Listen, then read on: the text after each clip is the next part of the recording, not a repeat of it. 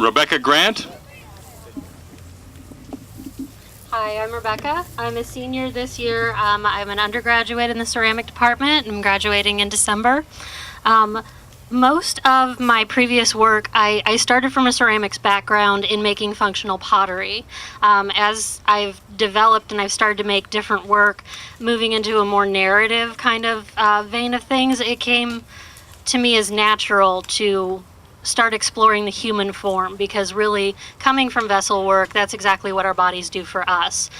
They hold everything about us, both the intangible and the tangible.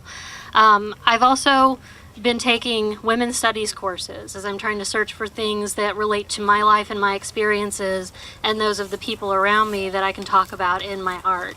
I made this piece, and the cutouts, the shapes themselves are based off of a magazine article that I found that had 6 different basic body shapes for women, and the names that they gave them: the skittle, the cornet, the hourglass, the apple. And underneath each one and underneath each picture was a paragraph about how to properly dress that body type for optimum attractiveness. And it's something that rings very close to home for me personally. As a female, and as I grow older and I progress through life and I start thinking about having children, having a family, what kind of messages do I want to send to my kids, whether they're male or female? What kind of problems do we have as women in society today, as far as, I think it's something around 60% of girls between the ages of 14 and 22 have an eating disorder of some type. That it becomes so much easier to focus on just the outside parts of yourself, of your appearance, and of how you're accepted, than to remember to foster those things inside of us that really make us who we are. So if you walk around the circle from the outside, all that you will see is the rather blank cutouts of the shapes and the identity of what that shape represents. But if you walk along the inside of it, if you stand in the middle, you'll see more color. You'll see something a little bit more like a shrine. You'll see a set of different things that we should maybe foster in ourselves, like what are our family values? Do we have respect for ourselves and for others? Are we compassionate?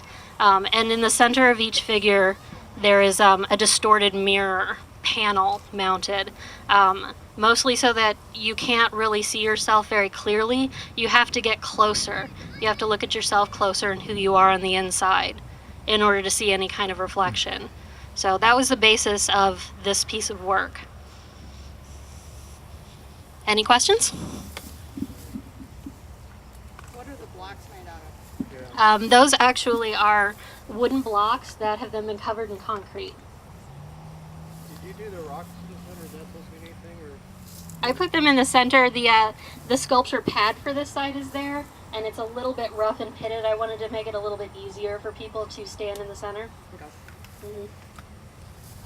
What are the mirrors do other than let yourself look at yourself? Well, they kind of represent windows as well, windows into ourselves, and how you always need to think about what kind of person you're becoming as you grow older. Mm-hmm.